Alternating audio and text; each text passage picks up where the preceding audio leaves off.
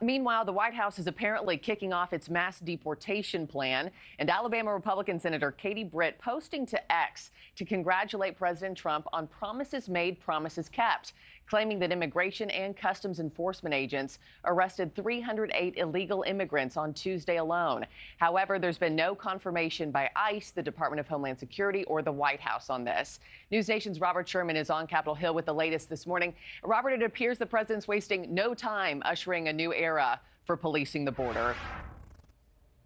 Yeah, Markie, it's very clear that the day one messaging coming from this new administration is that things are going to be done very differently along the U.S.-Mexico border. One of those changes that we knew was coming, the reinstatement of the Remain in Mexico policy. That means those who are seeking asylum here in the United States must wait on the Mexican side of the border as their asylum cases process.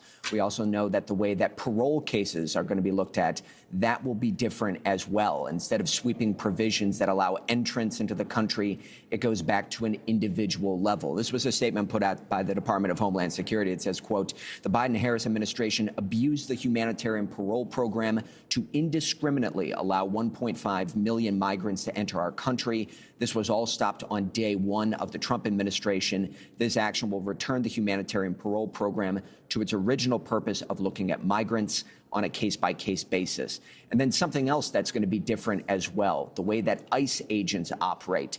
Gone will be any of these restrictions on operating in what they call sensitive areas that would include churches as well as schools. Instead, the Department of Homeland Security says that they still want their agents to use discretion, but they also want them to use what they describe as common sense. Markie? And Robert, what's been the response from immigration advocates and others who oppose the president's new border policies? What are they saying about all this? Yeah, no surprises on a lot of this, Markie, is that we've heard some of the contentions from a lot of these groups over the years saying that policies such as the Remain in Mexico program, they contend that it's inhumane to have migrants staying on the Mexican side of the border in some of those communities. Another one that is certainly going to bring out some challenges are these provisions when it comes to ending birthright citizenship. This is what the Attorney General of California had to say on that. Take a listen. In the hours after President Trump was sworn into office, he issued an onslaught of disastrous and damaging executive orders, including one that seeks to end birthright citizenship. I have one message for President Trump.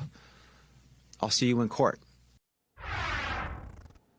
The Trump team has said that they've anticipated some of these fights at the local and state level for years, and they say they're ready to have them as they arise. Markie? Yeah, I spoke to border law enforcement leaders just yesterday on the show, Robert. They say they have felt changes immediately since Trump took office. Robert Sherman, thank you so much. Thanks for watching, everybody. Go to joinnn.com to find NewsNation on your television provider. Also, don't forget to click that red subscribe button below to get more of NewsNation's fact-driven, unbiased coverage.